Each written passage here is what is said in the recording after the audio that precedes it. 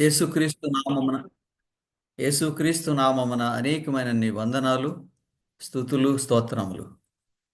మనము మంగళవారము వాస్తవంగా ఈ బైబిల్ పాఠం చదువుకోవలసి ఉంది. కానీ నాకు వేరే పని ఉండడం చేత గురువారానికి మార్చాము. ఇది గురువారానికి మార్చడం సాధారణంగా నెలకు ఒక్కసారే జరుగుతుంది. తక్కిన రోజులన్నిటిలో మనకి మంగళవారమే మన పాఠం ఉంటుంది. ఇది మొట్టమొదటి ప్రకటన. రేపు మనకి శుక్రవారం సాయంత్రం వెస్పర్స్ మీటింగ్ 5:30కి ప్రారంభమవుతుంది. 5:30కి మీరందరూ దయచేసి సమయానికి రావాలని కోరుతున్నాము. సో ఈ రోజు వరకు ఇవి మాత్రమే ప్రకటనలు. తర్వాత ఏమైనా ప్రకటనలు ఉంటే మనము తెలుసుకుందాం. ఈరోజు మనము చదువుతున్న అంశము దేవుని వాక్యము. దేవుని వాక్యం. ఈ దేవుని వాక్యాన్ని వాక్యము ప్రతి ప్రతి మతాన్ని అనుసరించేవారు ఒక ఒక విధి, ఒక విధానము, ఒక గ్రంథము, ఒక ఆధారము వాళ్ళకు ఉంటుంది. అలాగే మనము దేవుని ఈ పరిశుద్ధ గ్రంథాన్ని అనుసరించే మనము దేవుని పరిశుద్ధ గ్రంథాన్ని అనుసరించే వారు క్రైస్తవులని వారు రెక్కింపబడతారు. ఒక్క క్షణం నాకు టైం ఇవ్వండి. ఒక్క క్షణం మరలా వస్తాను.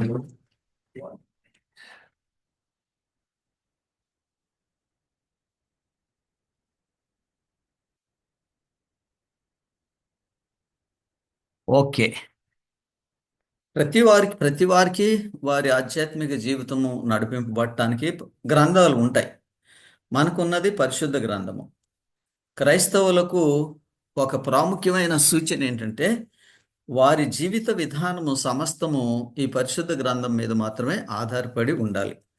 అప్పుడు ఆధారపడి ఉన్నప్పుడు మాత్రమే అది పరిపూర్ణంగా ఉంటుంది.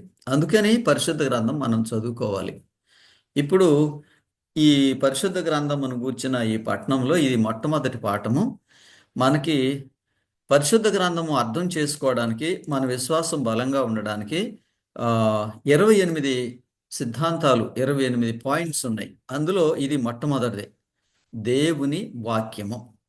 చాలా మంది చేతిలో పరిశుద్ధ గ్రంథము ఉంది. కానీ ఆ పరిశుద్ధ గ్రంథంలో ఉన్న లోతైన మర్మాలు చాలా మందికి తెలియదు. ఆ కారణం చేత ఏమవుతుందంటే ఆ మర్మాలు మనకు తెలియకపోవటం చేత మనము తరచుగా ప్రశ్నలు వస్తాయి. మనకి ఏదైనా ఒక సమస్య వస్తే మనకు ఒక ప్రశ్న వస్తుంది. సో ఆ ప్రశ్నకు మనం ఎవరినో జవాబు అడగవలసి వస్తుంది. అయితే అలా కాకుండా మీరు ఈ 28 సిద్ధాంతాలు క్రమంగా చదువుకుంటే మీకు వాక్యము పరిపూర్ణంగా అర్థమవుతుంది. ఆ కారణం చేత దేవుని వాక్యము మనం చదువుకోవటం అవసరం. ఇది మన పట్టణంలో ఇది మొట్టమొదటి పాఠము, దేవుని వాక్యం. దేవుని వాక్యమునకు ఇంకొక పేరు ఉన్నది, పరిశుద్ధ గ్రంథము. ఈ పరిశుద్ధ గ్రంథము మనకి ఎలా వచ్చింది? ఈ గ్రంథాన్ని ఎవరు రాశారు? ఈ గ్రంథము యథార్థమైందని మనము ఎలాగూ గ్రహించగలుగుతాం?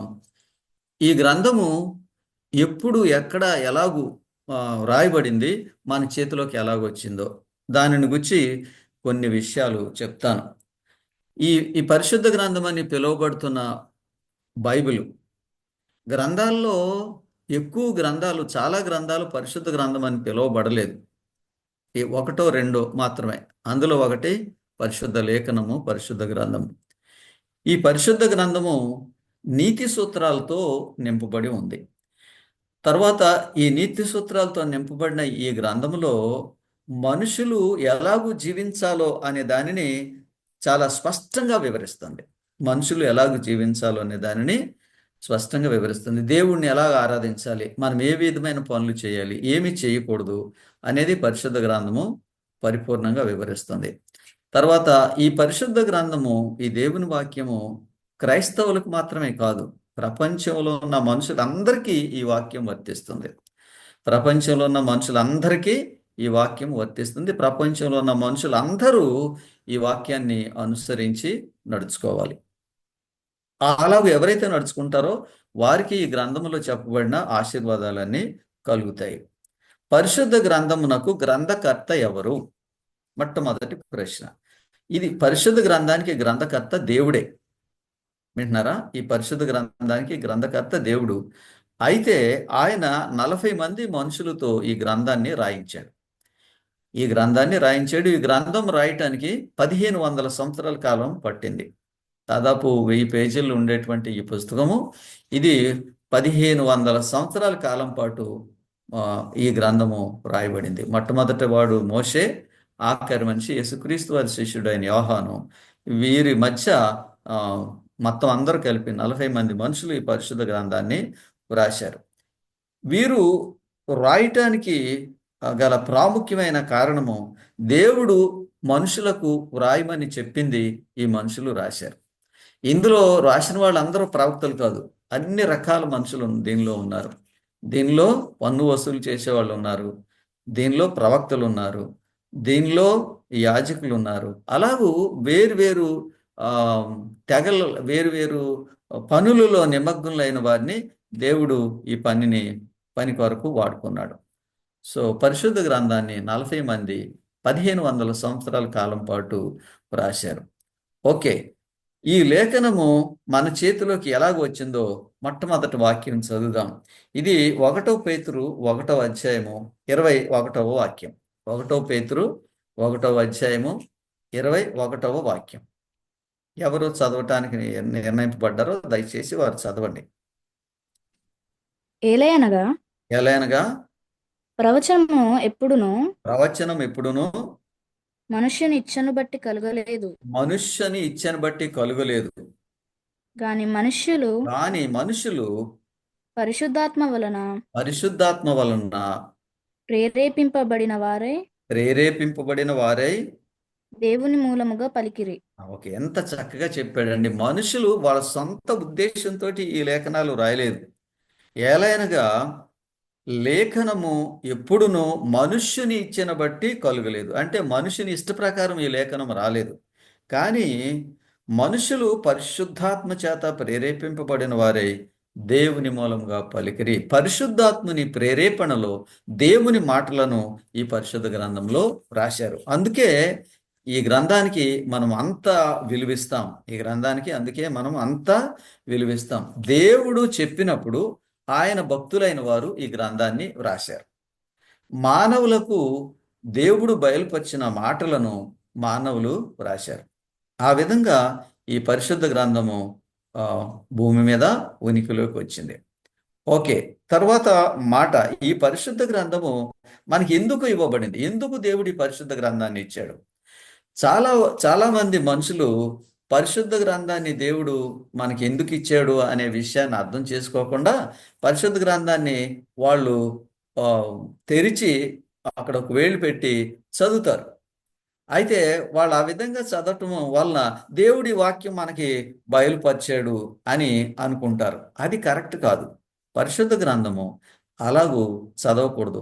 మనం ఏదైనా ఒక గ్రంథం తీసుకుని, ఒక పుస్తకం తీసుకుని, ఆదికాండం, నిర్గమకాండం, ఏదైనా ఒక పుస్తకం తీసుకుని వరుసగా చదువుకుంటూ రావాలి. అప్పుడు మనకి వర్తమానము అందుతుంది. సో కాబట్టి ఈ పరిశుద్ధ గ్రంథం అనేది మనము అలాంటి మూఢనమ్మకాలతో చదవకూడదు. దీనికి ఒక స్టోరీ చెప్తాను. సో ఒక మనిషి ఇలాగే పరిశుద్ధ గ్రంథాన్ని మూసేసి ఆయన మరలా తెరిచి అక్కడ వేలు పెట్టాడు. వేలు పెట్టి చదివితే ఏం వాక్యం వచ్చిందంటే ఆయనకి అక్కడ రాయబడిన మాట, ఇస్కరియోతు యోధా ఉరి పెట్టుకొని చచ్చాను. అలా చదివితే వాక్యం ఇలాంటి వాక్యాలు వస్తాయి. ఆ తర్వాత ఇది మంచి వాక్యం కాదు అని దాన్ని మూసేసి మరలా చదివితే దానిలో ఏం రాయబడిందంటే, అలాగ తెరిచినప్పుడు ఈ 3 వాక్యాలు ఉన్నాయి. నేను చెప్తాను 3 వాక్యాలు. ఇస్కరియోతు యోధా ఉరి పెట్టుకుని చచ్చాను అని చెప్పిన తర్వాత ఆయన మూసేసి మరలా తెరిస్తే అప్పుడు వచ్చిందంటే, నీవు కూడా వెళ్ళి అలాగే చేయమన్నాడు. ఇది దేవుడు నన్ను ఏదో ఉరి పెట్టుకోమని చెప్తున్నాడు అనేటువంటి ఆలోచన అతనికి వచ్చింది. ఆ తర్వాత మూసేసి 3వ సారి తెరిస్తే నువ్వు చేసేది ఏదో త్వరగా చేయమన్నాడు. ఇలా ఉంటుందన్నమాట వాక్యము. మనం ఇలా తెరిచి చదివితే ఇలాంటి వాక్యాలు వస్తాయి. అది కరెక్ట్ కాదు. మొట్టమొదటిదే ఇష్కరియోతు యోధ ఉరిపెట్టుకుని చచ్చాను, నీవు కూడా వెళ్ళి అలాగే చేయము, తర్వాత నువ్వు చేసేది ఏదో త్వరగా చేయి. ఈ మూడు చాలా ఇంట్రెస్టింగ్ టెక్స్ట్లు. కాబట్టి అలా బైబిల్ ఇప్పుడు అలా చదవద్దు. పరిశుద్ధ గ్రంథం వరుసగా క్రమేపీ చదువుకుంటూ మనం రావాలి. ఓకే, తర్వాత అలాగూ చదివితే, పరిశుద్ధ గ్రంథము చదివితే మనకి మనకి ఏమి సంభవిస్తుంది, మనం ఏమి నేర్చుకుంటాం? 2 తిమోతి 3వ అధ్యాయము 15వ వాక్యం. 2 తిమోతి 3వ అధ్యాయము 15వ వాక్యం. క్రీస్తు యేసునందుంచవలసిన క్రీస్తు యేసునందుంచవలసిన విశ్వాసము ద్వారా విశ్వాసం ద్వారా రక్షణార్థమైన జ్ఞానము రక్షణార్థమైన జ్ఞానం నీకు కలిగించుటకు మీకు కలిగించుటకు శక్తిగల శక్తిగల పరిశుద్ధ లేఖనములను పరిశుద్ధ లేఖనములను బాల్యము నుండి బాల్యమున నుండి నీవెరుగుదువు. చాలు, అక్కడ వరకు చాలు. ఇది ఎందుకు? విశ్వాసము ద్వారా రక్షణార్థమైన జ్ఞానము నీకు కలిగించుటకు శక్తిగల పరిశుద్ధ లేఖనములు. అంటే మనిషికి రక్షణ జ్ఞానాన్ని పరిశుద్ధ గ్రంథం అందిస్తుంది. మనిషికి రక్షణ జ్ఞానాన్ని పరిశుద్ధ గ్రంథం అందిస్తుంది. అందుకే మనం పరిశుద్ధ గ్రంథానికి ప్రాధాన్యత ఇవ్వాలి. పరిశుద్ధ గ్రంథం మనం చదువుకోవాలి. మనము చదువుకొని అది చదివినప్పుడు మనకు అర్థం కాకపోతే అర్థం చెప్పగలిగిన వారిని మనం సంప్రదించవచ్చు. కాబట్టి మనిషికి రక్షణార్థమైన జ్ఞానము దొరుకుతుంది అని చెప్పాడు అది చదివితే. చాలామంది మేధావులు ఏమంటారంటే, పరిశుద్ధ గ్రంథం చదివితే మనిషికి జ్ఞానం అబ్బుతుంది. తెలివి, జ్ఞానము, వివేచన, అది వాస్తవమే. అవి వాస్తవమే. మనకి జ్ఞానము, వివేచన దొరకటం అనేది వాస్తవమే.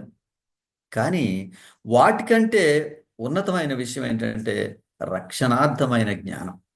మనిషి రక్షణార్థమైన జ్ఞానం అంటే ఈ భూమి మీద మనుషుడు జీవించవలసిన విధానాన్ని బోధిస్తాడు. పరిశుద్ధ గ్రంథంలో బోధింపబడుతుంది. ఎవరైనా జ్ఞానంతో ప్రవర్తించాలి, జ్ఞానంతో నిర్ణయం తీసుకోవాలి, రక్షణార్థమైన జ్ఞానం కావాలి అని అనుకుంటే దేవుని వాక్యాన్ని చదువుకోవాలి. ఓకే, తర్వాత ఈ వాక్యము వలన మనకి కలిగేటువంటి మేలు, లేకపోతే దేవుని వాక్యం చదువుకోవటం వలన మనం పొందేటువంటి అనుభవం గురించి 3వ వాక్యం చదువుదాం. ఇది 119వ కీర్తన 105వ వాక్యం. నీ వాక్యము నీ వాక్యము నా పాదములకు దీపమును నా పాదములకు దీపమును నా త్రోవకు వెలుగై ఉన్నది. త్రోవకు వెలుగునై ఉన్నది. నీ వాక్యము నా పాదములకు దీపమును నా త్రోవకు వెలుగునై ఉన్నది. దేవుని వాక్యము మనిషికి అతని పాదాలకి దీపం, అతని త్రోవకు వెలుగు. అంటే మనము నడుస్తున్న ఈ మార్గంలో, జీవిస్తున్న ఈ జీవితంలో మనలను దేవుని వాక్యము నడిపిస్తుంది. సమయోచితమైన ఆలోచన, దైవ జ్ఞానంతో పొందుపరచబడిన తలంపులు, దైవ జ్ఞానంతో నింపబడిన ఆలోచనలు, నడిపింపు మనకు అనుగ్రహింపబడుతుంది. మనిషి జీవితంలో నిర్ణయం అనేది చాలా ప్రాముఖ్యం. మనము తీసుకున్న నిర్ణయం మీదే మన భవిష్యత్తు ఆధారపడి ఉంటుంది. కాబట్టి అటువంటి స్థిరమైన నిర్ణయం తీసుకోవడానికి పరిశుద్ధ గ్రంథం మనకు సహాయం చేస్తుంది. అందుకే దేవుడు ఈ గ్రంథాన్ని ఇచ్చాడు. ఈ సందర్భంలో పరిశుద్ధ గ్రంథం విషయంలో చాలామంది మనుషులకి అవగాహన లేదు. ఆ అవగాహన లేకపోవటం చేత వారు సరైన నిర్ణయాలు తీసుకోలేకపోతారు. మత్తయి సువార్త 22వ అధ్యాయము 29వ వాక్యం. వాక్యం తెలియని వారి యొక్క నిర్ణయాలు ఎలా ఉంటాయో అక్కడ చెప్పాడు. చదవండి. అందుకు యేసు లేఖనములను గాని మీరు లేఖనమును గాని దేవుని శక్తిని గాని ఎరుగక మీరు పొరబడుచున్నారు. చూడండి ఎంత చక్కగా చెప్తున్నాడు. మీకు లేఖనము తెలీదు, దేవుని శక్తి తెలీదు, అందుకే మీరు పొరపాటు చేస్తున్నారు. మనిషి పొరపాటు చేయడానికి అదొక కారణం.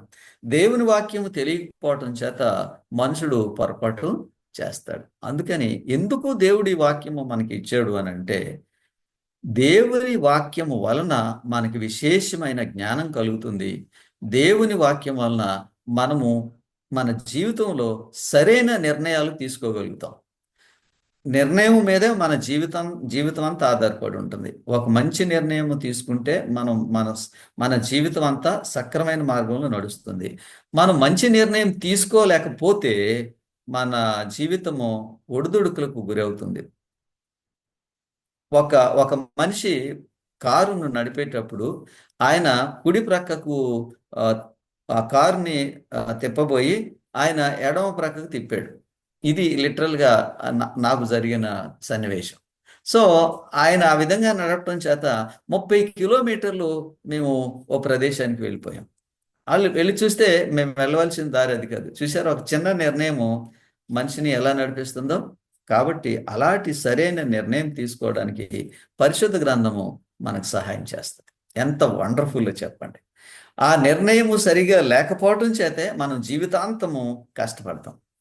సో కాబట్టి పరిశుద్ధ గ్రంథాన్ని దేవుడు మన జీవితాన్ని నడిపించడానికి ఇచ్చాడు. కాకపోతే ఆశ్చర్యకరమైన సంగతి ఏంటంటే చాలా మందికి క్రైస్తవులకు బైబిల్ తెలియదు. వాళ్ళు బహుశా బోధించట్లేదో లేకపోతే నేర్చుకోవట్లేదో, అది లోపము. అయితే ఈ విధంగా మనము ఈ 28 పాఠాలు చదువుకుంటే మన పరిపూర్ణంగా చాలా విషయాలు దేవుడి గురించి అర్థమవుతాయి. మన వ్యక్తిగత జీవితం గురించి అర్థమవుతాయి. మనం జయకరంగా బ్రతుకుతాం. తర్వాత వాక్యం, పరిశుద్ధ గ్రంథం దేవుడు మనకి ఎందుకు ఇచ్చాడు? 1 కొరింథీ 10వ అధ్యాయము 11వ వాక్యం. 1 కొరింథీ 10వ అధ్యాయము 11వ వాక్యం. ఈ సంగతులు దృష్టాంతములుగా వారికి సంబంధించి యుగాంతమందున్న మనకు బుద్ధి కలుగుటకై రాయబడింది. ఎంత బ్రహ్మాండంగా చెప్పాడండి.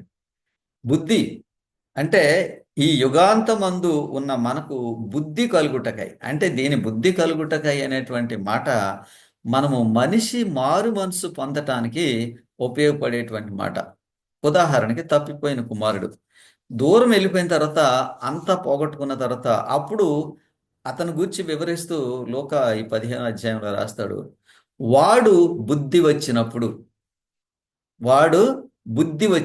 అతనికి బుద్ధి వచ్చినప్పుడు ఎలాంటి మాటలు అతను మాట్లాడతాడు, ఎలా మాట్లాడాడో అది మనిషి ఆ సందర్భంలో జ్ఞానోదయం కలుగుతుంది. అతడు చేసేది మంచిది కాదని గ్రహిస్తాడు, దానిని విడిచిపెడతాడు.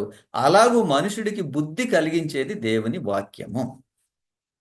ఈ దేవుని వాక్యం దేవుడు మన చేతిలో పెట్టాడు, మన భాషలో పెట్టాడు.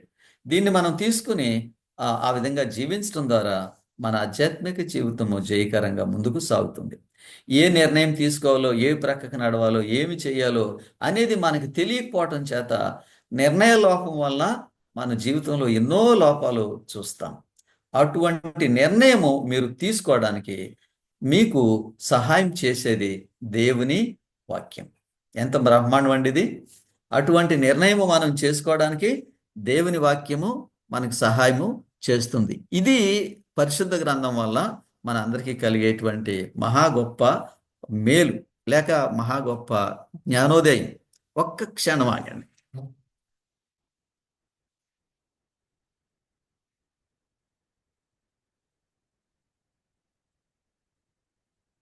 ఓకే, సో తర్వాత వాక్యము రోమీయులకు రాసిన పత్రిక 15వ అధ్యాయము 4వ వాక్యం. రోమీయులకు రాసిన పత్రిక 15వ అధ్యాయము 4వ వాక్యం. ఏలయనగా ఓర్పు వలనను లేఖనముల వలనని ఆదరణ వలనను మనకు నిరీక్షణ కలుగుటకై పూర్వమందు రాయబడినవన్నీ మనకు బోధ కలుగు నిమిత్తము రాయబడి ఉన్నవి. ఎంత చక్కగా రాశాడండి ఈ వాక్యం. ఏలయనగా లేఖనము వలన ఆదరణను, నిరీక్షణను కలుగుతుంది మనకని చెప్పాడు. ఆ తర్వాత పూర్వమందు రాయబడినవన్నీ మనకి బోధ కలగటానికి, అంటే మనకు బోధించడానికి దేవుని వాక్యం. వండర్ఫుల్ కదా! దేవుడు ఎందుకు ఇచ్చాడు ఈ వాక్యం అంటే మనకి బోధ కలగటానికి. ఇక్కడ మనకు బోధ కలగటానికి మరి మనం ఆ వాక్య ప్రకారము నడుచుకోవాలి కదా. నేర్పించినప్పుడు అది ఇక్కడే ఒక ఒక ప్రాముఖ్యమైన అంశం ఏంటంటే, వాక్యము మనం విని దాని ప్రకారం నడుచుకుంటే మనకి ఆ వాక్యము ఏమి బోధించాలి అని దేవుడు ఇచ్చాడో అది మన జీవితంలో నెరవేరుతుంది. ఒకవేళ మనం ఆ విధంగా విన్నదాన్ని అనుసరించి నడవకపోతే ఆ విధమైన బాధ మనకి కలగదు. అంటాడు, మనకు బోధ కలుగునట్లు మనకు బోధిస్తూనే ఉంటుంది. మన జీవితం ఎలా ఉండాలనేది ఈ పరిశుద్ధ లేఖనం బోధిస్తుంది. అందుకే పరిశుద్ధ గ్రంథం మనం ప్రతిరోజు చదువుకోవాలి. ఎంత సామాన్యులు చదువుకున్నా పరిశుద్ధ గ్రంథం అర్థమవుతుంది. ఈ గొప్ప వాక్యము అందరూ అర్థం చేసుకోవడానికి వీలుగా వ్రాయబడింది. కాబట్టి మనకు బోధ కలగటానికి దేవుడు ఈ వాక్యము ఇచ్చాడు అని చెప్పాడు. ఈ దేవుని వాక్యం. తర్వాత మాట, దేవుని వాక్యాన్ని అనుసరించి నడిచే వారికి దేవుడిచ్చేటువంటి స్థితి ఏమిటి? దేవుని వాక్యాన్ని అనుసరించి నడిచే వారికి దేవుడిచ్చే స్థితి ఏంటి?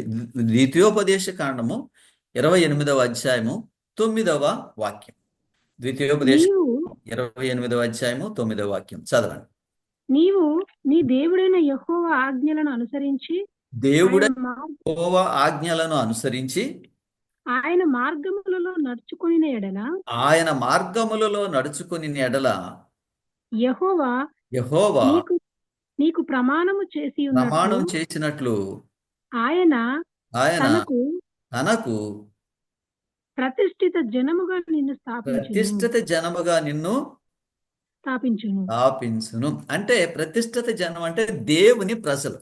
చూడండి, ఇక్కడ ఎవరైతే దేవుని వాక్యాన్ని విని దాని ప్రకారం నడుచుకుంటారో వారే దేవుని ప్రజలు. దీనిలో 2 పాయింట్లు. ఒకటి, దేవుని వాక్యం ఏం చెప్తుందో మనం తెలుసుకోవాలి. రెండవది, దాని ప్రకారం నడుచుకోవాలి. ఎవరైతే దేవుని వాక్యం ఏం చెప్తుందో తెలుసుకుని దాని ప్రకారం నడుచుకుంటారో వారే దేవుని ప్రజలు. ప్రపంచ జనాభాలో క్రైస్తవుల సంఖ్య చాలా ఉంది. కానీ దేవుని వాక్యము తెలుసుకుని దాని ప్రకారం నడిచే వాళ్ళ సంఖ్య అంత ఎక్కువగా లేదు. వాళ్ళు క్రైస్తవులు కాదు. బహుశా వాళ్ళు క్రైస్తవులు అనే పేరు అవి ఉండొచ్చు, కానీ వాళ్ళు క్రైస్తవులు కాదు. అందుకే చెప్తున్నా, దేవుని ప్రజగా మనలను దేవుడు స్థిరపరచాలి అని అంటే ఆయన వాక్య ప్రకారం మనం జీవించాలి. ఇక్కడ మీకు ఒక సహాయం చేసే మాట చెప్తాను. తరచుగా ఇలాంటి వాక్యాలు మనకు బయలుపడ్డప్పుడు వాటిని అనుసరించి నడవటానికి మనకు శక్తి చాలదు, మనము అనుసరించి నడవలేమేమో అనుకుంటాం. కానీ మీ అందరికీ ఒక వాగ్దానం ఏంటంటే, మనందరికీ ఒక వాగ్దానం ఏంటంటే, మనం దేవుని వాక్య ప్రకారము ఏది చేయాలని మనం గ్రహించేమో దానిని చేసేటువంటి శక్తి దేవుడు ఆయన కృపచేత, ఉచితమైన కృపచేత మనకు అనుగ్రహిస్తాడు. వాస్తవం తెలుసుకున్న తర్వాత మనం దాన్ని అనుసరించి నడవడానికి కావాల్సిన శక్తిని దేవుడిస్తాడు. అందుకే కృప అనేది ఓ మహత్తరమైన శక్తి. మన స్వతహాగా మనం దేన్నైతే చేయలేమో దానిని చేసేటువంటి శక్తి దేవుడు ఆయన కృపచేత దయచేస్తాడు. దేవుని కృప కావాలని అంటే మనం ఏం చేయాలి? మనం దేవునికి విధేయులం కావాలి. వింటున్నారా? మనం దేవునికి విధేయులమైనప్పుడు, ప్రభువా నేను నీ వాక్యానికి విధేయుడిగా నేను జీవిస్తాను అని మనం ఎప్పుడైతే అనుకుంటామో అప్పుడు దేవుడు ఆయన కృప మనకి ఇస్తాడు. మనం ఆయన చెప్పినట్లుగా మనము జీవించగలుగుతాం. చూసారా? అప్పుడు మనం దేవుని ప్రజలు. దేవుని మాటలు విన్నవాడు దేవుని బిడ్డ కాదు, చదివినవాడు కాదు. చదివినవాడు విన్నవారు దేవుని వాక్యాన్ని అనుసరించి నడిస్తే వారికి ప్రతిష్ఠిత జనం అనేటువంటి పేరు పెట్టాడు. అంటే ప్రత్యేకమైన జనాంగం. అదే క్రైస్తవులంటే. క్రైస్తవులంటే దేవుని వాక్య ప్రకారము జీవించేవారు అని అర్థం. ఆ తర్వాత వాక్యము 111వ కీర్తన 10వ వాక్యం. యెహోవా యందలి భయము జ్ఞానమునకు మూలము. ఆయన శాసనములు అనుసరించు వారందరూ మంచి వివేకము కలవారు. చూడండి ఎంత చక్కగా చెప్తున్నాడు. యెహోవా యందలి భయము జ్ఞానమునకు మూలము, ఆయన శాసనములు అనుసరించి నడుచువారందరూ మంచి వివేకము కలవారు. మనము వివేకం కలవారమైతే మనం ఏం చేస్తాము? మనం వివేకం కలవారం అయితే వివేకమైన పనులే చేస్తాం, మనం అవివేకమైన పనులు చేయము. మనం వివేకం కలవారం అయితే మన జీవితం అంతా ఎల్లప్పుడూ సరైన నిర్ణయాలు తీసుకుని జీవితంలో మంచి మార్గంలో నడుస్తాం. మనిషి జీవితాన్ని నడిపించేది నిర్ణయమేనండి. ఆ నిర్ణయాన్ని చాలామంది నిర్ణయం తీసుకుంటారు, దాన్ని అనుసరించి నడవరు. కొంతమంది వాళ్ళు తీసుకునే నిర్ణయాలు సరైనవి కావు, ఆ కారణం చేత జీవితాంతం బాధపడతారు. ఇవి నేను వీటిని వివరించక్కర్లేదు, మీకు అందరికీ తెలుసు. ఏదైనా ఒక నిర్ణయం మనం తీసుకుంటే సరైనది కాకపోతే అది ఆ నిర్ణయంతో మన జీవితాంతం బాధపడతాం. కానీ వివేకం గల వాళ్ళు ఏం చేస్తారు? ఆ నిర్ణయం తీసుకోవడానికి వారికి దేవుడు జ్ఞానం ఇస్తాడు. ఆ విధంగా వాళ్ళు మంచి నిర్ణయం తీసుకుంటారు. ఓకే, కాబట్టి పరిశుద్ధ గ్రంథం మనం చదవటం వల్ల ఒక విధంగా మనం జ్ఞానం గలవాళ్ళం అవుతాము, వివేచన గలవాళ్ళం అవుతాము, తర్వాత రక్షణ జ్ఞానాన్ని మనం పొందుతాం, మనము విమోచింపబడతాం. ఓకే, ఇప్పుడు తర్వాత వాక్యము 119వ కీర్తన 130వ వాక్యం. 119వ కీర్తన 130వ వాక్యం. నీ వాక్యములు వెల్లడి అగుడుతోడనే వెలుగు కలుగును. అవి తెలివిలేని వారికి తెలివి కలిగించును. చూడండి ఎంత చక్కగా చెప్తున్నాడు. చదువుకునే వాళ్ళకి ముఖ్యంగా ఈ మాట ఎంత ఆనందాన్ని కలిగిస్తుంది. వాక్యము వెల్లడి అగుటతోడనే వెలుగు కలుగుతున్నది, అవి తెలివినే వారికి తెలివి కలిగించుతున్నది. ఎంత వండర్ఫుల్గా చెప్పాడండి. తెలివి గురించి ప్రస్తుతం విద్యార్థులు మరి ఏదైనా అధికారులుగా పని చేసేవాళ్ళు, వాళ్ళ పైకి రావాలని, ఉన్నతమైన స్థితికి రావాలని కోరుకునే వాళ్ళందరికీ పరిశుద్ధ లేఖనం ఆధారం. ఈ పరిశుద్ధ గ్రంథం చదివితే వాళ్ళకి తెలివి దొరుకుతుంది అని చెప్పాడు. తెలివి అంటే జ్ఞానమునకు తెలివికి మధ్య తేడా ఏంటంటే, జ్ఞానం అంటే చాలా సమాచారాన్ని మనం సేకరిస్తాం, కానీ తెలివి అంటే మంచి చెడుల మధ్య ఉన్న వ్యత్యాసాన్ని తెలుసుకుంటాం. జ్ఞానం, ప్రపంచంలో ఉన్న జ్ఞానం అంతా అది మంచి కాదు, అయితే అందులో ఏది మంచిదో తెలుసుకోవడం అనేది తెలివి వలన మనకి కలుగుతుంది. సరే, కాబట్టి పరిశుద్ధ గ్రంథము మనిషికి తెలివిని, తర్వాత జ్ఞానాన్ని, వివేచనను, రక్షణను అందిస్తుంది. ఎవరైతే ఈ జ్ఞానము, ఈ రక్షణ కలుగుతారో వాళ్ళే సంపన్నులుగా ఈ లోకంలో ఉంటారు. అంటే గొప్ప ఆస్తి కాకపోవచ్చు, కానీ ఈ భూమి మీద వాళ్ళు సంతోషంతో బ్రతుకుతారు. తర్వాత వాక్యం, ఇది ఎఫెసీయులకు రాసిన పత్రిక 3వ అధ్యాయము 18వ వాక్యం. ఎఫెసీయులకు రాసిన పత్రిక 3వ అధ్యాయము 18వ వాక్యం.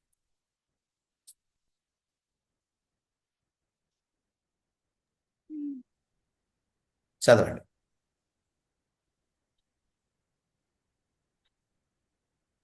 క్రీస్తు మీ హృదయములలో విశ్వాసము ద్వారా నివసించినట్లుగా.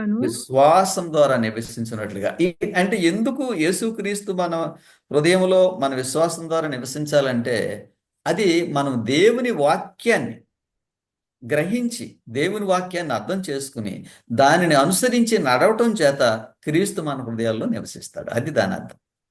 దేవుని వాక్యానికిను ప్రభువు మనలో నివసించడానికి గల కారణాలు అవి. కాబట్టి దీనికి సంబంధం ఉంది. మీ ఆధ్యాత్మిక జీవితంలో ప్రభువు మీ హృదయంలో నివసిస్తే దాని అర్థం ఏంటంటే, మిమ్మల్ని నడిపిస్తాడు ఆయన, మీకు బోధిస్తాడు, మీకు తెలియచేస్తాడు, మీకు వివేచన, జ్ఞానము ప్రసాదిస్తాడు. అందుకని ప్రభువు మనలో జీవించాలంటే దేవుని వాక్యము మనలో ఉండాలి.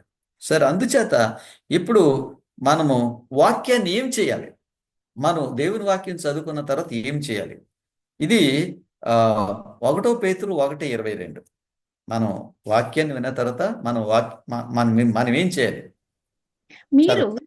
మీరు సత్యమునకు విధేయులవుట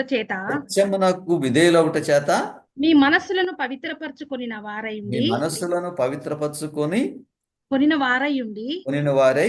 ఒకరినొకడు. చాలు అక్కడి వరకు. మీరు సత్యమునకు విధేయులవటం చేత ఏమవుతుందంట? మన మనసులో పవిత్రపరచబడతాయి అని చెప్పాడు. దీనికి కనెక్టింగ్ టెక్స్ట్ ఒకటి ఉంది, నేను మీకు పంపలేదు. అది సత్యం అనగా ఏమిటో తెలుసుకుందాం. ఇది ఇప్పుడు వాక్యం చదివిన వారే యోహాను 17:17 చదవండి. ఇక్కడ సత్యం అంటే ఏంటో చెప్తాడు. సత్యమందు వాక్యము ప్రతిష్ఠ చేయును. సత్యమందు వాక్యము ప్రతిష్ఠ చేయును. సత్యమందు మరలా చదవండి.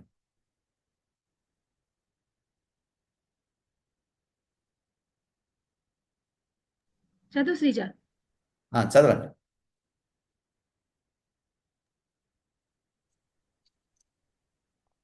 సత్యమందు వారిని అది సంగతి. మీరు వారిని అనే మాట వదిలేస్తే అర్థం లేదు కదా. అందుకని సత్యమందు వారిని ప్రతిష్ఠ చేయుము, ప్రతిష్ఠ చేయము. నీ వాక్యమే సత్యము. కరెక్ట్. ఏమిటి సత్యం అన్నమాట? వాక్యమే సత్యం. అందుకే పేతురు ఇలా అంటున్నాడు, సత్యమునకు విధేయులొకటి చేత, అంటే వాక్యమునకు విధేయులొకటి చేత మిమ్ములను మీరు పవిత్రపరచుకొనుడి. అంటే వాక్యము మనిషి పవిత్రపరచుకునేటువంటి మార్గంలో మనిషిని నడిపిస్తుంది. అందుకని వాక్యం చాలా ప్రాముఖ్యం. ఒక విచారకరమైన విషయం ఏంటంటే, చాలా మంది క్రైస్తవ సంఘములు, క్రైస్తవులని పిలువబడ్డ వాళ్ళు వాక్యము చదువుతారు, దాన్ని గ్రహిస్తారు, దాన్ని అనుసరించి నడవరు. లేక వాక్యాన్ని బోధిస్తారు, బోధించేవారు సైతం ఆ వాక్యాన్ని అనుసరించి నడవరు. వాక్యము గ్రహించి అర్థం చేసుకున్న వారు దానికి విధేయులు కారు. ఇది వీళ్ళ సంఖ్య ఎక్కువ ఉంటుంది ప్రపంచంలో. కానీ ఇక్కడ చెప్తున్నాడు, మన దేవుని వాక్యాన్ని అనుసరించి నడిస్తే వాక్యము మనలను పరిశుద్ధపరుస్తుంది అని చెప్పాడు. అందుకే యేసుక్రీస్తు వారు ఈ ప్రార్థన చేశారు, సత్యమందు వారిని ప్రతిష్ఠ చేయము, నీ వాక్యమే సత్యం. దేవుని వాక్యము సత్యము అనేటువంటి మాట చెప్పాడు ఇక్కడ. సో కాబట్టి మనం ఏం చేయాలి? ఇప్పుడు కంటిన్యూ చేస్తున్నాం. పరిశుద్ధ గ్రంథం గురించి మీకు క్లుప్తంగా ఒక చిన్న పఠనం చెప్తున్నాను. ఈ వాక్యాలు ఇప్పుడు మీరు చదవటం, నాతో చదవటమే కాకుండా మీరు మరలా మనం ఇలాంటి మీటింగ్ వస్తాము వచ్చే మంగళవారం. అప్పటి వరకు ఈ వాక్యాలన్నీ నెమరు వేసుకోండి, పరిశీలన చేయండి, చర్చించండి, ప్రార్థన చేయండి. ఏదైనా వాక్యము నాకు తెలుసు, దాని ప్రకారం నేను జీవించట్లేదంటే, ప్రభువా ఆ విధంగా జీవించడానికి నీ కృప నాకు దయచేయి అని ప్రభువుని అడగండి. అదే పవిత్రపరచబట్ట. ఓకే, తర్వాత వాక్యము యాకోబు 1:21. అందుచేత సమస్త కల్మషమును విర్రవీగుచున్న దుష్టత్వమును మాని లోపల నాటబడిన మీ ఆత్మలను రక్షించుటకు శక్తిగల వాక్యమును సాత్వికముతో అంగీకరించుడి. ఆమేన్.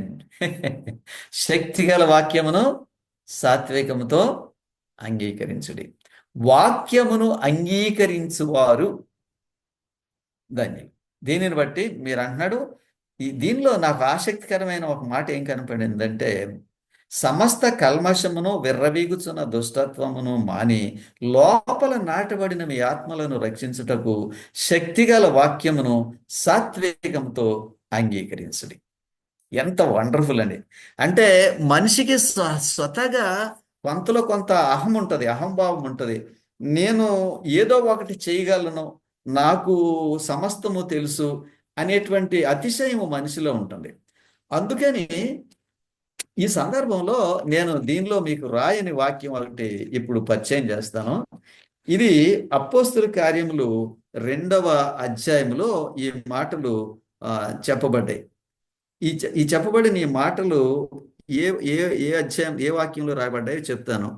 40వ వాక్యం, 2వ అధ్యాయము అపోస్తుల కార్యమును 40వ వాక్యం చదవండి. ఇంకను అనేక విధములైన మాటలతో సాక్ష్యమిచ్చి మీరు మూర్ఖులకు ఈ తరము వారికి వేరై రక్షణ పొందుడని వారిని హెచ్చరించెను. కాబట్టి తర్వాత వాక్యం, కాబట్టి అతని వాక్యం అంగీకరించిన వారు బాప్తిస్మము పొందిరి. ఎంత గ్రేట్ అండి! వాక్యమును అంగీకరించి మారు మనసు పొందారు వాళ్ళు. వాక్యమును అంగీకరించి బాప్తిస్మం పొందారు. సో ఎంత ఎక్సలెంట్ అనమాట కదా. వాక్యమును అంగీకరించి వారు బాప్తిస్మం పొందారని చెప్పాడు. మనము వాక్యాన్ని అంగీకరిస్తే మన జీవిత విధానంలో మార్పు కలుగుతుంది. ఇదే దేవుడు మన దగ్గర నుంచి కోరుకునేటువంటి ఒక ప్రాముఖ్యమైన విషయం. మరలా యాకోబు మనం 1వ అధ్యాయం 21వ వాక్యం చదివాం కదా. ఇప్పుడు 22వ వాక్యం చదువుదాం. మీరు వినువారు మాత్రమై ఉండి మిమ్మును మీరు మోసపుచ్చుకొనకుండా వాక్య ప్రకారము ప్రవర్తించు వారునై ఉండుడి. వాక్య ప్రకారము ప్రవర్తించు వారినయుండుడి. ఎంత చక్కగా చెప్పాడండి. వాక్యం బోధిస్తారండి అంటే పరుగులెత్తుతారు, ఎంతో దూరం వెళ్తారు, ఎంతో ప్రయాసపడతారు. ఎవరో గొప్ప బోధకులు వస్తారంట, వాక్యం చెబుతారంట, ఆయన మాటలు విందామని వెళ్తారు. కానీ చాలా వరకు అక్కడ విన్న వాక్యాలు వారి మీద ఏమీ ప్రభావం చూపవు. కారణం ఏంటంటే అక్కడ చెప్పిన మాటల ప్రకారం మనుషులు జీవించడానికి నిశ్చయించుకోరు. ఎక్కువ భాగం ఇదే సమస్య. మనం ఎప్పుడైతే వాక్య ప్రకారం జీవించడానికి నిశ్చయించుకుంటామో అప్పుడే మన జీవితము ఒక ఉపయోగకరమైన మార్గంలోకి తిరుగుతుంది. మనం చేసేటువంటి ప్రార్థన, మన జీవిత విధానము సమస్తము మార్పు చెందుతుంది. మనం ప్రయోజకులుగా ఉంటాం, మనకు మనం ప్రయోజకులుగా ఉంటాం, సంఘానికి సమాజానికి ప్రయోజకులుగా ఉంటాం. అది చెప్పాడు ఇక్కడ. సో కాబట్టి మనము ఊరికే మీరు వాక్యం విని మిమ్మల్ని మీరు మోసం చేసుకునే వాళ్ళలాగా ఉండకుండా వాక్య ప్రకారం ప్రవర్తించండి అని చెప్పాడు. తర్వాత వాక్యము ప్రకటన 1:3. తర్వాత సమయము సమీపించినది గనుక సమయము సమీపించినది గనుక ఈ ప్రవచన వాక్యములు చదువుబాడును ఈ ప్రవచన వాక్యములు చదువువాడును వాటిని విని ఇందులో వ్రాయబడిన ఇందులో సంగతులను రాయబడిన సంగతులు. గైకొను వారు ధన్యులు. ఎంత ఎక్సలెంట్ గా చెప్పాడు. ధన్యుడు అనే మాట ఉపయోగించాడు. యేసు ప్రభు వారు ధన్యతలు చెప్పారు కదా, ఆయన చెప్పిన ఆ ధన్యతలే ఇవి కూడా. దానికి దీనికి ఏం తేడా లేదు. ఆయన చెప్పిన ధన్యతలు ఎలాగైతే మన జీవితంలో ఉంటాయో అలాగే దేవుని వాక్యమును విని అందులో రాయబడిన సంగతులు గైకొనివాడు ధన్యుడు అని చెప్పాడండి. ఒకవేళ ఈ కుటుంబంలో ఒక వ్యక్తి ఇలాగ బ్రతుకుతుంటే కుటుంబానికి అంతటికీ ఈ ఈ ఈ ఆశీర్వాదం వస్తుంది. అందరూ మిమ్మల్ని చూసి వాళ్ళు నేర్చుకుంటారు. ఒక సంఘంలో ఒక మనిషి అలా బ్రతుకుతున్నట్టయితే చాలా మంది మనుషులకు మీరు మాదిరికరంగా ఉంటారు. ఇది వాక్య ప్రకారం ప్రవర్తించే వాళ్ళు, జీవించే వాళ్ళకి వలన వారికి వారి సమాజానికి కలిగేటువంటి మేలు. ఓకే, తర్వాత లూకాసు వార్త 11:28 చదవండి. లూకాసు వార్త 11:28 ఆయన అవును కాని దేవుని వాక్యము విని దానిని గైకొను వారు మరి ధన్యులని చెప్పాను. ఇది వాళ్ళు మనుషులు చర్చించుకుంటున్నారు. బాప్తిస్మిచ్చే యోహాను గురించి ఆయన ఎంత గొప్పవాడు అనే మాటలు వాళ్ళు చర్చిస్తుంటే యేసుక్రీస్తు వారు ఇలా అన్నారు, అవును కానీ దేవుని వాక్యం విని దానిని గైకొనివారు మరీ ధన్యులు అని చెప్పాడు. కాబట్టి ఈ పాఠంలో మనకు వచ్చేటువంటి ఆదేశం ఏంటంటే, ఈ పాఠంలో మనకు వచ్చేటువంటి ఏమంటారు ఆదేశము లేక ఆజ్ఞ దేవుని దగ్గర నుంచి వచ్చేది ఏంటంటే వాక్య ప్రకారము నడుచుకోండి, విని మాత్రం మీరు ఊరుకోవద్దు అని చెప్పాడు. ఓకే, ఇప్పుడు ఇలాగూ నడుచుకున్న వారు ధన్యులు అని చెప్పడానికి నేను ఇంకో వాక్యం చదువుతాను మీకు. యోహాను సువార్త 13:17. యోహాను సువార్త 13:17. ఈ సంగతులు మీరు ఎరుగుదురు గనుక వీటిని చేసిన ఎడల మీరు ధన్యులగుదురు. ఎంత వండర్ఫుల్ అండి. అంటే ఈ వాక్యం మీకు తెలుసు. మనమందరం చాలా మంది చిన్నప్పటి నుంచే క్రైస్తవ కుటుంబంలో, క్రైస్తవ సంఘంలో, క్రైస్తవ సమాజంలో, క్రైస్తవ జీవితంలో, భక్తిలో పెరిగాము. అండ్ ఈ సంగతులన్నీ మనకు తెలుసు. కానీ ఒక్క అవకాశం, ఒకే ఒక చర్చ ఏంటంటే తెలిసిన దానిని మనం అనుసరించట్లేదు. అది సమస్య. అయితే తెలిసిన దాన్ని అనుసరిస్తే మనం ధన్యులం అని చెప్పాడు. వాక్యం ఏం చెప్తుందో దాన్ని అనుసరించి నడిస్తే మనము ధన్యులం అవుతాము అని చెప్పాడు. ఇప్పుడు 1 పేతురు 1:13 చదువుదాం.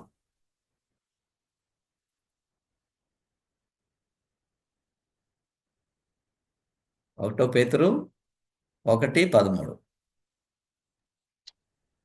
కాబట్టి మీ మనస్సు నడుము కట్టుకొని బలమైన బుద్ధి గలవారై యేసుక్రీస్తు ప్రత్యక్షమైనప్పుడు మీకు తేబడు కృప విషయమై సంపూర్ణ నిరీక్షణ కలిగి ఉండుడి. ఓకే, ఇప్పుడు చెప్పిన ఈ మాటలన్నీ దేని వల్ల కలుగుతాయమ్మా? దేవుని వాక్యం వినటం వల్లే కదా. ఇప్పుడు ఈయన చెప్పినవన్నీ మనం దేవుని వాక్యము వినటం వల్ల, అనుసరించి నడవటం వల్లే మనకు కలుగుతాయి. సో దానిని అటువంటి స్థితి మనకు కలగటానికి దేవుని వాక్యాన్ని మనం అనుసరించి నడవాలి. ఇప్పుడు కంటిన్యూ చేస్తూ 2వ పేతురు ఇంకొక వాక్యం మనం ఎక్స్ట్రా చదువుదాం. ఇక్కడ 2వ పేతురు 1:13 కూడా చదవండి. 2వ పేతురు 1:13. మరియు ఉమ్. మన ప్రభు అయిన యేసుక్రీస్తు మన ప్రభు అయిన యేసుక్రీస్తు నాకు సూచించిన ప్రకారము నాకు సూచించిన ప్రకారము నా గుడారమును ఉమ్. త్వరగా విడిచిపెట్టవలసి ఓకే, వచ్చునని చాలు. యేసుక్రీస్తు నాకు సూచించిన ప్రకారం మనకు అక్కడ వరకు ఆ పాఠం, ఆ వాక్యం సరిపోద్దాం. అంటే దేవుని వాక్యము దేవుడు మనకు సూచించిన మాట. ప్రవక్తలకి, భక్తులకు, వేరు కాలాల్లో వేరు మంది మనుషులకు దేవుడు సూచించాడు దాన్ని. ఆ సూచించిందే ఈ వాక్యం. దీనిని అనుసరించి మనం నడుచుకోవటం వల్ల వచ్చేటువంటి ప్రతిఫలాన్ని గురించి ఆయన వాక్యంలో చాలా స్పష్టంగా మనకి తెలియచేశాడు. సరే, ఇప్పుడు తర్వాత వాక్యం ఏంటంటే 1 కొరింథీ 4వ అధ్యాయము 6వ వాక్యం. 1 కొరింథీ 4వ అధ్యాయము 6వ వాక్యం. సహోదరులారా, సహోదరులారా, మీరు మీరు మమ్మను చూచి మమ్మలను చూచి లేఖనముల యందు వ్రాసి ఉన్న లేఖనములు యందు రాసి ఉన్న ప్రకారం సంగతులను అతిక్రమింపకూడదని నేర్చుకొని అతిక్రమింపకూడదని. చాలమ్మా అక్కడ వరకు. లేఖనములు యందు రాయబడిన విషయాలు మనం అతిక్రమించకూడదంట. ఎంత చక్కగా చెప్పాడు. లేఖనములు యందు రాయబడిన వాటిని మనం అతిక్రమిస్తే దేవుని ప్రజలుగా ఉండే అర్హత మనకు కలగదు. మన క్రిస్టియన్స్ అని అనుకోవచ్చు, బైబిల్ చదవకుండా దాన్ని అనుసరించి నడవకుండా కూడా క్రైస్తవులమని మనం అనుకోవచ్చు. ఇప్పుడు ఈ రోజుల్లో ఒక సిస్టమ్ ఉన్నది. ఏంటంటే, మీరు ఏమైనా చేయండి, పాస్టర్ గారి దగ్గరికి వచ్చి నా కోసం మీరు ప్రార్థన చేయండి అంటే మనకు సమస్తం కలుగుతాయని మనుషులు అనుకుంటున్నారు. పాస్టర్ గారు ప్రార్థన చేయటం మంచిదే, కానీ మన వాక్యాన్ని అనుసరించి నడవటము, ప్రార్థన చేసేటువంటి యోగ్యత, ప్రార్థనకు జవాబు మనం పొందే యోగ్యత మనకు కలిగిస్తుంది. అందుకని మనం లేఖనాలను అతిక్రమిస్తూ వేరే వాళ్ళు ఎవరితోనో మన కోసం ప్రార్థన చేయించడం వల్ల వచ్చే ప్రతిఫలం శూన్యం. ఎప్పుడు ఈ మనుషులకి ఎప్పుడు ఏదో ఒక లోటు ఉంటుంది, ఏదో బాధ ఉంటుంది, ఏదో అసంతృప్తి ఉంటుంది, ఏదో వాళ్ళు భయపడుతూ ఉంటారు. వాళ్ళలో ఉన్న బాధ పోదు, అసంతృప్తి, ఇవన్నీ వాళ్ళలో ఉంటాయి. అందుకని మనం గ్రహించవలసిన విషయం ఏంటంటే, లేఖనమందు వ్రాయబడిన వాటిని అతిక్రమించకూడదని చెప్పాడు. ఓకే, నేను ఈ పాఠము ప్రతి పాఠానికి అయిపోయిన తర్వాత ఒక 10 నిమిషాలు మీకు ఏదైనా ప్రశ్న ఉన్నా, మీకు ఏదైనా సందేహం ఉన్నా మనం తెలుసుకోవడానికి కొంచెం చర్చ చేద్దాం. ఇది ప్రసంగం కాదు, బైబిల్ స్టడీ కాబట్టి మనం అలాగూ చర్చ చేయొచ్చు. నేను వరుసగా చాలా వాక్యాలు చెప్పుకుంటూ వచ్చాను. వాటిలో ఉన్న సారాంశంలో ఏదైనా మీకు అవగాహన లోపం ఉంటే దాన్ని మనం సరి చేసుకోవచ్చు. కానీ ఇక్కడ అంటున్నాడు, లేఖనంలో ఉన్న సంగతులను అతిక్రమింపకూడదు. ఎంత ఈజీగా వాక్యానికి భిన్నంగా మనుషులు ప్రవర్తిస్తారు కదా. అందుకే వాడు దేవుని పిల్లలు అనేటువంటి, దేవుని సంతానము లేక ప్రత్యేకింపబడిన జనాంగము, పరిశుద్ధ జనము అనేటువంటి హోదాను వారు పొందరు. తర్వాత 1 పేతురు 1:24. సర్వశరీరులు గడ్డిని పోలిన వారు వారి అందమంతయు గడ్డి పువ్వు వలె ఉన్నది. గడ్డి ఎండును దాని పువ్వును రాలును. అయితే ప్రభువు వాక్యము ఎల్లప్పుడూ నిలుచును. ఎంత వండర్ఫుల్ అని అంటాడు. సర్వశరీరులు గడ్డిని పోలిన వారు, వారి అందమంతయు గడ్డి పువ్వు వలె ఉన్నది. గడ్డి ఎండును దాని పువ్వును రాలును, అయితే ప్రభు వాక్యము ఎల్లప్పుడూ నిలుచును. ఇది ప్రభు వాక్యమేనా ఎల్లప్పుడూ నిలిచేది? దేవుని వాక్యం ఎంతకాలం ఉంటుంది అనే దానికి ప్రశ్న ఇది. దేవుని వాక్యానికి పరిమితం లేదు, ఎల్లప్పుడూ ఉంటుంది దేవుని వాక్యం అని చెప్పాడు. యేసుక్రీస్తు వారు అంటారు కదా, ఆకాశము భూమి గతించినా కానీ నా మాటలు మాత్రం గతించమని చెప్పాడు. సో కాబట్టి దేవుని వాక్యము ఎల్లప్పుడూ ఉంటుంది. ఓకే, ఇప్పుడు దేవుని వాక్యం ఎల్లప్పుడూ ఉంటుంది అనేది ఆ మాట మనకి బాగానే ధైర్యాన్ని ఇస్తుంది. కానీ మరి దేవుని వాక్యానికి దాన్ని అనుసరించి నడిచేవాడికి మధ్య సంబంధం ఏమిటి? దేవుని వాక్యానికి దేవుని వాక్యం అనుసరించి నడిచేవాడికి మధ్యలో సంబంధం ఏమిటి? 1 యోహాను 2:17. లోకమును లోకమును దాని ఆశయు దాని ఆశయు గతించిపోవచ్చున్నవి గాని గతించిపోవచ్చున్నవి గాని దేవుని చిత్తమును జరిగించువాడు దేవుని చిత్తమును జరిగించేవాడు. నిరంతరమును నిలుచును. ఆమేన్. ఇదండి ఆశీర్వాదం, ఇది ధన్యత. కాబట్టి మనము ఈ భూమి మీద మన జీవితము కొనసాగటం కోసం, లేక మనం సంతోషంగా బ్రతకడం కోసం, లేక నిత్య జీవంలో ప్రవేశించడం కోసం దేవుని వాక్యం మనకి ఏ విధంగా ఉపయోగపడుతుందో దీన్ని బట్టి మనం నేర్చుకుంటున్నాం. దేవుని చిత్తము జరిగించువాడు అనే మాట చెప్పాడు. దేవుని చిత్తమును జరిగించువాడు అని అంటే దాని అర్థం ఏంటంటే దేవుని వాక్య ప్రకారం నడుచుకునేవాడు. ఆయన చిత్తం పరిశుద్ధ గ్రంథంలో చెప్పబడింది. ఆయన అందరికీ, మానవులందరూ ఎలాగో జీవించాలో అనే విషయాన్ని ఆయన అందరికీ పరిశుద్ధ లేఖనాల ద్వారా నేర్పించాడు. కాబట్టి పరిశుద్ధ గ్రంథము శాశ్వత కాలము ఉంటుంది.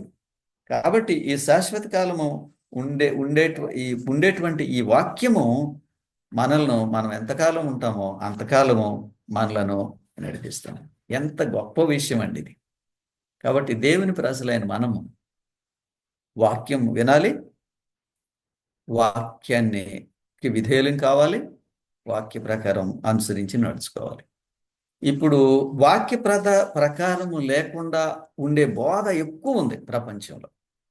వాళ్ళ సొంత ఆలోచనలే చెప్తారు. కాబట్టి ఇప్పుడు నేను ఎలాగైతే వాక్యాలన్నింటినీ తీసి ఇలాగ ఒక్కొక్కటి మీకు బోధించానో, అలాగూ బోధించకపోతే ఆ బోధ మీరు వినవలసిన అవసరం లేదు. దానివల్ల మీకు ఏం ఉపయోగం లేదు.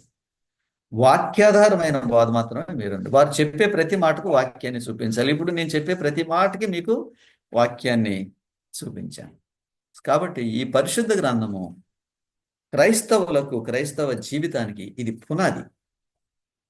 క్రైస్తవ గ్రంథము మనకి విజ్ఞానాన్ని కలిగిస్తుంది. క్రైస్తవ గ్రంథము మనం తీసుకునే నిర్ణయానికి మనల్ని నడిపిస్తుంది, ఎలాంటి నిర్ణయం తీసుకోవాలో. క్రైస్తవ గ్రంథము మనకి రక్షణార్థమైన జ్ఞానాన్ని అందిస్తుంది. క్రైస్తవ గ్రంథాన్ని పరిశుద్ధ గ్రంథాన్ని ఒక ప్రక్కన పెట్టి ఆ గ్రంథం ఏం చెప్తుందో దాని ప్రకారం చేయకుండా మేము క్రైస్తవులమైన అనుకుంటే, అక్కడ అంటాడు, మీరు సత్య ప్రకారం చేయకుండా వాక్యం విని దాని ప్రకారం ప్రవర్తించకుండా మిమ్మల్ని మీరు మోసం చేసుకోవద్దని చెప్పాడు. మనల్ని ఎవరూ మోసం చేయరు, మనం మనల్నే మోసం చేసుకుంటాం. సో కాబట్టి ఈ పరిశుద్ధ గ్రంథపు ఈ పట్టణము మనకి చేసేటువంటి మేలు ఏంటంటే, మనమందరము దేవుని వాక్య ప్రకారం జీవిస్తే ఆయన బిడ్డలమై ఉంటాము. ఆయన వాక్య ప్రకారం జీవించకపోతే మనం క్రైస్తవులుగా ఉన్నామని మనం అనుకుంటాం, కానీ చివరికి మిగిలేది శూన్యం. సో మనం ప్రతిరోజు మనకు 1 గంట ఉంటుంది స్టడీ. అందులో 45 నిమిషాలు వాక్యం బోధిస్తాను, 15 నిమిషాలు మనం చర్చించుకుంటాం. సో అంటే మీకు ఏం అర్థమైంది, లేకపోతే ఏం అర్థం కాలేదు, మీకు ఇంకా ఏం అర్థం కావాలని కోరుకుంటున్నారు, ఇలాంటి విషయాలు చర్చించవచ్చు. లేక మీకు అర్థమైంది, నేను దీన్ని అనుసరించి నడవాలని అనుకుంటున్నాను, ఇలాగ అనుసరించి నడవటానికి నాకు సహాయం ఏమిటి, ఇలాగ ఏదైనా మీకు ప్రశ్నలు ఉంటే మీరు అడగవచ్చు. ఇంకో 10-15 నిమిషాలు ఆ ప్రశ్నలు జవాబులు చూద్దాం. ఆ తర్వాత నేను ప్రార్థన చేస్తాను. ఇప్పుడు సమయము మీకు ఇవ్వబడింది.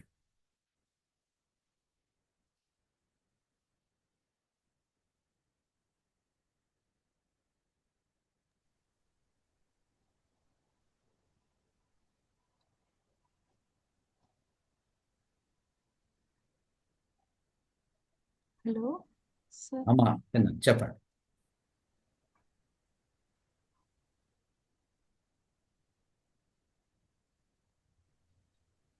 సార్ ఒక డౌట్. 119 కీర్తన 130 ఒక్కసారి మళ్ళీ ఎక్స్ప్లెయిన్ చేస్తారా సార్? ఓకే, వెనక్కి వెళ్దాం. 119వ కీర్తన 130వ వాక్యం. అమ్మ మీరు చదవండి, మీరు ప్రశ్న అడిగారు కాబట్టి మీరే చదవండి. నీ వాక్యములు వెల్లడి అగుట తోడనే వెలుగు కలుగును, అవి తెలివి లేని వారికి తెలివి కలిగించును. దీనిలో మీకేమీ అర్థం అవ్వలేదు. ఈ వాక్యము వెల్లడి అగుట తోడని అంటే మనము బైబిల్ చదవడం వల్ల మాకు దేవుని తెలివి అనేది వాక్యము వస్తుంది. ప్రకటింపబడటం వలన లేక చదవటం వలన వెలుగు కలుగుతుంది అని అంటే వెలుగు అనేది ఎప్పుడు విజ్ఞానానికి సూచన. మనకి విజ్ఞానం కలుగుతుంది. ఆ విజ్ఞానము తెలివి లేని వారికి తెలివిని కలిగిస్తుంది అంట. తెలివి లేని వారికి అది తెలివిని కలిగిస్తుంది. పిల్లలు పాఠశాలలో చదువుకునే పిల్లలకి వాళ్ళకి తెలివి లేకపోతే వాళ్ళు వాక్యాన్ని పరిశీలన చేసుకుని దాన్ని ప్రార్థన చేసుకుంటే దేవుడు వాళ్ళకి తెలివినిస్తాడు. తెలివి తక్కువ వాళ్ళు తెలివి గల వాళ్ళు అవుతారు. అసమర్థులు సమర్థతను సంపాదిస్తారు. నైపుణ్యత లేని వాళ్ళు నైపుణ్యతను సంపాదిస్తారు. దేవుడు ఇస్తాడు వాక్యం ద్వారా. ఓకే అమ్మా, thank you sir. Very good, God bless you. చక్కగా వివరించారు సార్. ఎందుకంటే దేవుని వాక్యానికి ఉన్న ప్రాధాన్యత ఎంత ఉందో, అంటే చాలా సంఘాలలో కూడా వాక్యం చెప్తున్నారు కానీ ఇంత వివరణగా సంఘానికి పునాది అనేది వాక్యమే. ఆ వాక్యమే అందరిలో ఉంటే నిజంగానే తెలుగు కలుగుతుంది. బాగుంది సార్, చాలా బాగుంది. ఫస్ట్ స్టెప్ ఇంత బాగుంది, ఇంకా 27 స్టెప్స్ కూడా విజయవంతంగా మనం ఎక్కాలని ప్రార్థన చేస్తున్నాం సార్. థ్యాంక్ యూ, వందనాలు సార్, చాలా చక్కగా చెప్పారు. వందనాలు, మీ అందరికీ వందనాలు. మనం ఒక్కొక్క స్టెప్ వెళ్తాము. ఈ నోట్స్ అంతా మీరు జాగ్రత్త పెట్టుకోండి. అవును ఆ, సార్. మీరు తర్వాత మీరు చర్చించుకోండి. ఈ వాక్యాలు, నేను చెప్పిన వాక్యాలు మీకు ఎంతో బలాన్ని చేకూరుస్తుంది. మీరు ఆపదలో ఉన్నప్పుడు మిమ్మల్ని నడిపిస్తాయి ఈ వాక్యాలు. మీకు వెలుగుగా ఉంటాయి, మీ పాదములకు దీపంగా అవి ఉంటాయి. అలాగూ వాటిని మీరు చర్చించి వాటి ప్రకారం మీరు నడుచుకోండి. అయితే ఆఖరిగా నేను చెప్పే విషయం ఏంటంటే, దేవుని వాక్యము వినటము ఎంత ప్రాముఖ్యమో దానికి విధేయులై జీవించడం కూడా అంతే ప్రాముఖ్యం. అవును సార్. చదువుతారు వాక్యం, అలా మూసేస్తారు అంతే. ఆ తర్వాత ఏం చదివారో ఏం బోధించారో ఎవరు పట్టించుకోరు. అలా కాదు, అలా చదవద్దు. వాక్యం చదివి ఈ వాక్యం ఇలా రాయబడింది, ఇది ఎంతో ధన్యమైంది, దీని ప్రకారం నేను ఏదైనా జీవించడానికి తీర్మానం చేసుకోవాలంటే అలా చేసుకోవాలనేటువంటి ఆలోచన ఉండాలి. మీరు ఏదైనా చేయాలి దీని వాక్య ప్రకారం అని అనుకుంటే పరిశుద్ధాత్మ యొక్క సహాయం కోసం ప్రార్థన చేయండి, ఆయన మీకు సహాయం చేస్తాడు. ఓకే అమ్మా, ఇక్కడతోటి మనం ఇంకెవరైనా ప్రశ్న ఉంటే చెప్తాను, లేకపోతే ప్రేయర్ చేయండి సార్. వందనాలు ఓకే. వందనాలు సార్. వందనాలు సార్. చాలా వందనాలు. ఈ 28 ఫండమెంటల్ బిలీవ్స్ కదండి ఇవి. అవును అవును అవును. చాలా చాలా చాలా వందనాలండి, చాలా థ్యాంక్స్. ఓకే, మంచిది. నేను పుస్తకం కూడా రాస్తున్నాను. ఈ పుస్తకం ఆఖరి స్థితిలో ఉంది, మీ అందరికీ కాపీ కూడా వస్తుంది, థ్యాంక్ యూ సార్. ఇంకా ఎక్కువ సమాచారం. ఓకే, ప్రార్థన చేయనా? చేయండి సార్. అత్యున్నతమైన సింహాసనం అందు ఆసీనుడైన ప్రభువా, మేము క్రైస్తవులంగా జీవించవలసిన విధానాన్ని బోధించటానికి పరిశుద్ధ లేఖనాలను ఇచ్చారు తండ్రి. మేము ఆ వాక్యాన్ని గ్రహించి విధేయులై జీవించే భాగ్యము మీ పరిశుద్ధాత్మ శక్తి ద్వారా దయచేయండి. ఈ జూమ్లో మీ వాక్యాన్ని విన్న ప్రతి ఒక్కరిని ఆశీర్వదించి క్రీస్తునందు బలవంతులుగా చేయమని మీ కుమారుడైన యేసుక్రీస్తు నామమందు ప్రార్థన చేయించున్నాం తండ్రి, ఆమేన్. మన తండ్రి అయిన దేవుని ప్రేమయు, కుమారుడైన యేసుక్రీస్తు కృపయు, పరిశుద్ధాత్ముని అన్యోన్య సహవాసము మనందరిపైన సదాకాలం ఉండునుగాక. ఆమేన్ ఆమేన్ ఆమేన్ ఆమేన్. ఆమేన్. రేపు